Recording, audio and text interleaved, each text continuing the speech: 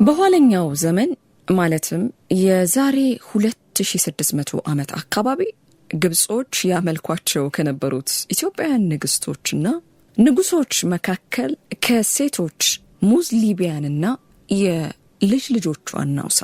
ሙዝሊቢያ የኖረችው ከክርስቶስ ልደት በፊት በ700 ዓመተ ዓለም አካባቢ ነበር።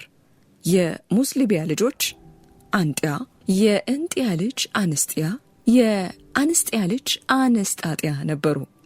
እነዚህ አራት ተከታታይ ኢትዮጵያውያን ሴቶች እጅግ ውብ ከመሆናቸው የተነሳ እነሱን ያየ ከህመሙ ይፈወሳል፣ ድምጻቸውን የሰማ ከሐዘኑ ይጽናና ሊባል ነበር።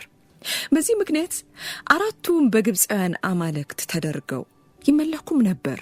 ሙዝሊቢያ መልኳ ምንም ያማረ ቢሆን በባህሪዋ ደግሞ በጣም ጨካኝ ነበረች። በግብጾች አምላክ ስለተደረገችና የማይመጥን ስልጣን ስለነበራት በማን አለብኝነት ስልጣኗን አላግባብ ታውልም ነበር። ብዙ ባሎች አግብታ ያልተስማማትን ያለ ርህራሄ ትገድል ነበር። ለምሳሌ ሳባተካ የተባለውን የመጀመሪያ ባሏን ገድላ ኒካው የተባለውን የሱን የወንድም ልጅ ያገባች። በአክሱም ይኖር የነበረው ሙዝሊቢያን በግብጽ ላይ ያነገሳት የኢትዮጵያና የግብጽ ንጉሠ ነገሥት ለነበረው ለአጼ አርዕድ አሚን አልገዛም ብሎ ባሏ ኒካው ስላመፀ በተኛበት ገላው ራሱን ቆርጣ በአገልግል ከታ ለአጼ አሚን አርዕድ ላከችለት። እሱም በዚህ ተደስቶ ቀደም ሲል ኒካውን ባገባች ጊዜ አሚን ሬትስ ብሎ እየሰየመላትን ስምም እንደጠበቀች የመላው ግብጽ ንግስት አደረጋት። ከዛ በኋላ አሚን ሬትስ የፍቅር አምላክ እያለ የግብጽ ህዝብ ሁሉ ሲያመልካት ኖረች። ስልጣኗ ስለበዛም ወንዶች ያማረጠች 240 ወንዶች አግብታ አስቀመጠች ይባላል። የወገኖቿን የኢትዮጵያውያንን አንድ አምላክ ትታ ግብጾች የአማልክት አምላክ ብለው የሚያመልኩትን አሞንን ታመልክም ጀመር። የአሞንንም ቤት አምልኮ አስፋፍታ መስዋዕትም አቀረበችለት። የሷም ልጆች በግብፃውያን እየተመለኩና እነሱም አሞንን እያመለኩ ቀጠሉ። ከነሱ በኋላ የአጼ አብርሃሚስ የኔትሜር የምህረት እናትና አምላክ ሆና 10ኛዋ የህንደኬ ንግስት ተብላ በግብጽ ነግዛ ነበር። በዛ ዘመን ልጇ ፒያንጊሮ ራሱን አምላክ አድርጎ በግብጽ፣ በኑቢያ፣ በሊቢያና ከኢትዮጵያ ውጪ ባሉ ኢትዮጵያ በምትገዛቸው የእስያ ሀገራት በሞላ አምላክ ነኝ ብሎ ተመለከ። በአክሱምና በሌላው የኢትዮጵያ ክፍል ግን አምላክ ነኝ ቢል ኖሮ የሚደርስበትን አደጋና ውርደት ስላወቀ አልሞከረውም። አባቱ አጼ አብርሃ ሲሞት ፒያንጊሮ በትውልደ ኢትዮጵያውያን በሳይስ እና በዴልታ በኖሩ በጨዋ ሰራዊቱ ታጅቦ ከናፓታ ግብጽ ወደ አክሱም መጥቶ አጼ ዘዋሬ ንብረት ንጉሠ ነገሥት ዘኢትዮጵያ ወመስር ተብሎ በ518 ዓመተ ዓለም ማለትም ከኢየሱስ ክርስቶስ ልደት 482 ዓመት በፊት ነገሰ። አማን በላይ የጥንታይቷ ኢትዮጵያ ትንሣኤ ታሪክ ገጽ 75 ላይ ታሪክ ሰፍሯል። ፒያንጊሮ ከኢትዮጵያ የተሰጠው ስመ ነገስቱ ዘዋሬ ንብረት ቢሆንም የተገዙለትና ያመለኩት ህዝቦች ፒያንጊሮ ነበር የሚሉት። ፒያንጊሮ ማለትም በምስር ወይም በሱባ ቋንቋ በአራት ማዕዘናት የሚገዛ እውነተኛ ጌታ ማለት ነው።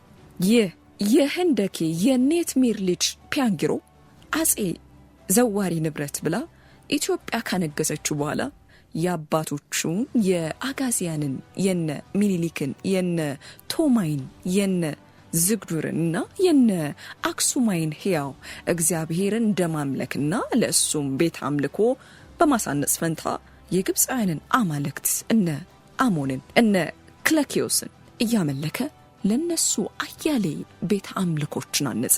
በግብፅ ካርነክ በተባለ ስፍራ የሰማይና የምድር ፈጣሪ ነው ተብሎ አሞን የተሰኘው መንፈስ የተመለከበትን ቤት አደሰው። የአምዶቹም ቁጥር በሚገዛቸው የዓለም ጎሳዎች ቁጥር 134 ነበሩ። በህንፃዎቹም ላይ በምስር ቋንቋ የኔናት የኔትሜር ከፍቅር አማልክት ከሙስሊቢያ እና ከልጆቿ የምትልቅ የፍቅርና የምህረት አማልክት ነች። የኔ እናት ብርሃን ነች፣ እኔም ከሷ ከብርሃን የተገኘው ብርሃን አምላካችሁ ነኝ ሲል ለፍፏል። ግብጾችን ጨምሮ ይህ መልእክት የተላለፈላቸው በተለያዩ ሀገራት የነበሩ ዜጎች ሁሉ በአምላክነቱ አምነውም አምልከውታል። አጼ ዘዋሪ ንብረት ግብፅን፣ ሉቢያን ዛሬ ሱዳን የምትባለውን ኑቢያን፣ ሶሪያን አሶርን ማለትም የዛሬዋ ኢራንን፣ ባቢሎንን የዛሬው ኢራንን፣ ሞዓብን አስገብሮ የራሱ አድርጎ በአምላክነትም ተመልኳል። ይህ ገናና ኢትዮጵያዊ ንጉሥ በዘመኑ የነበሩትን የአፍሪካና የእስያ ሀገሮች አንድ አድርጎ ለ41 ዓመታት ገዝቶ በተወለደ በ56 ዓመቱ ድንገት እንደ አምላክ ሳይሆን እንደ ሰው ሞቶ በመርዌ ተቀበረ። ግብፅን ስለገነቡና ስለገነኑ ጥንታውያን ኢትዮጵያውያን ስናውቃ ዝም ብለን ከማናልፋቸው ውስጥ የሕክምናና የጥበብ አምላክ ነው የሚባለው ኢምሆቴ አለበት። ከኢየሱስ ክርስቶስ ልደት 2700 ዓመታት በፊት የኖረው የልዩ ካህን ሐኪምና መሐዲስ ነበር። ክህነቱ የፀሐይ አምላክና የአማልክት ሁሉ አምላክ ለተባለው የፀሐይ አምላክ ለሆነው ለራ ነበር። ኢምሆቴ መጀመሪያ በታሪክ የተመዘገበው እንደ ትልቅ መሐንዲስና ረቂቅ ሐኪም ነበር። የኋላ ኋላ ግን የመድኃኒትና የጥበብ አምላክ ተደርጓል። በሕክምና ጥበቡ የአንጎል ቀዶ ጥገና ሳይቀር የማድረግ ብርቅዬ ችሎታ ነበረው ነው ተብሎ የሚነገረው። ይህንን ለማለት የተቻለው እሱ ያክምበት በነበረው ፒራሚድ ውስጥ የአንጎል መቅደጃና መጠገኛ መሳሪያዎች ስለተገኙም ጭምር ነው። ይህ ሰው በተጨማሪ በሳይንስ፣ በፈለጊያ ወይም በስነ ከዋክብት፣ በፍልስፍናና በሂሳብ ራሱ ድንጋይ ጠርቦ በመጻፍ ስመጥር ሲሆን በአጠቃላይ በመድኃኒት ችሎታው ደግሞ የመድኃኒት አምላክ ተብሏል። በሕይወት እያለ አድናቂዎቹ አምላክ እናድርግ ሲሉት እሱ ግን አይገባም፣ የአንዱን ፈጣሪ አምላክ ቦታ እኔ አልይዝም ሲል በትህትና እምቢ ብሏቸው ነበር። ይህ ሰው ከሳይንስና መድኃኒት ዕውቀቱ በተጨማሪ በግዙፍ ምህንድስና ችሎታው በዓለም የመጀመሪያውን ባለ 60 ደረጃዎች ፒራሚድ ገንብቶ ነበር። ኢምሆቴ በስነ ምግባርና ስነ መንግስት የተራቀቀ ሰው ስለነበር ጆሰር የተባለውን የኢትዮጵያዊ ፈርዖን የግል አማካሪም ነበር። ዘመንን ጥሶ በጥበብ ምጥቀት እስከ ዛሬ ዘለቀው ይህ ትውልደ ኢትዮጵያዊ ሰው ከክህነቱ ጋር በተያዘ የሚስጥራዊ ሃይማኖትን ስነ አምልኮና በዓላት ደንግጎም ነበር። በዚህ ምክንያት የመላው ዓለም ፍሪማሶንስ ወይም ነፃ ግንበኞች እሱን የሚስጥር ማህበረሰባቸው መስራች አድርገው ያዩታል። የአሜሪካን ፍሪማሶንስ ነፃ ግንበኞች የሚስጥር ማህበረሰብ አመራሮች በአሜሪካን $1 ላይ ባለው ትልቁ የዩናይትድ ስቴትስ ማህተም ውስጥ ተገንብቶ ያላለቀ ፒራሚድ ስለው አናቱ ላይ አንድ አይን አኑረውበታል። እንዲህም በማድረግ ሃይማኖታቸው ከጥንታዊ የግብፅ ሃይማኖት ጋር እንደሚገናኝና ራ ከተባለው በግብፅ እንደ ፈጣሪና እንደ ፀሐይ አምላክ ከሚቆጠረው ጋር መያያዙን ያውጃሉ።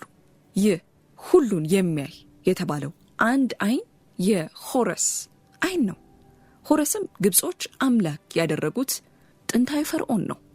የሱም አባት የግብፅ መስራች የሆነው ኢትዮጵያዊ ካህንና ንጉስ ኦሲረስ ነው። እንደ አፈ ታሪኩ ከሆነ ኢትዮጵያዊ ካህንና ንጉስ ኦሲረስ ከሞተ በኋላ ልጁ ሆረስ ዙፋኑን ለመውረስ ሲል ሴት የተባለ ወንድሙ ተቀናቃኝ ሆኖ ተነስቶበት ተዋጋውና የግራ አይኑን አወጣው። ሆኖም አይኑ ሃቶር ወይም ቶት በተባለ ሐኪም ስለዳነ አባቱ ከሞት እንዲነሳለት አይኑን መስዋዕት አድርጎ አቀረበለት። በዚህ ምክንያት የፒራሚዱ ጫፍ ላይ አሜሪካኖች ያስቀመጡት የኢትዮጵያዊ የሆረስ ግራ አይን የፈውስ የእኩይ መከላከያና የታድሶ ተምሳሌት ሆነ። አንዳንዶች ደግሞ የሁሉን የሚያየው አይን የሕያው እግዚአብሔር አይን ነው ይላሉ። ይህ ግን ምኞት ወይንም ማሳሳቻ ነው። ትክክለኛ ወይም ሐቁ አፈታሪክ የሚያወሳው የሆረስ አይንን ነው። የግብፃውያን የፀሐይ አምላክ ካህንና የባለደረጃው ፒራሚድ ገንቢ የነበረው ኢምሆቴና ሆረስ ሁለቱም ትውልደ ኢትዮጵያን በመሆናቸው እንዲሁም ከፒራሚዱና ከአይኑ ጋር ስለሚያያዙ አሜሪካኖቹ ፍሪ ማሶንስ ነፃ ግንበኞች ዶላራቸው ላይ ፒራሚዱንና አይኑን ማስፈራቸው ምክንያቱ ግልጽ ነው። ኢምሆቴ ይህችን ዓለም ከለቀቀ ከ3000 ዓመታት በኋላ ትልቅነቱ ዳግም ተጢኖ ደረጃው ከፍ ብሎ በአሜሪካና በአውሮፓም ፍሪሜሶች ዘንድ የአምላክነት ዕውቅና ተቀዳጅቷል። በሚስጥር ማህበራት አባላት ዘንድ ይህ ኢትዮጵያዊ ምናልባት ይመለክም ይሆናል። ምንም እንኳን እሱ በህይወት እያለ እኔ ሰው ነኝና አታምልኩኝ ቢልም ስለ ኢምሆቴ ሆረስና ኦሳይረስ እዚህ ላይ እንቋጭ።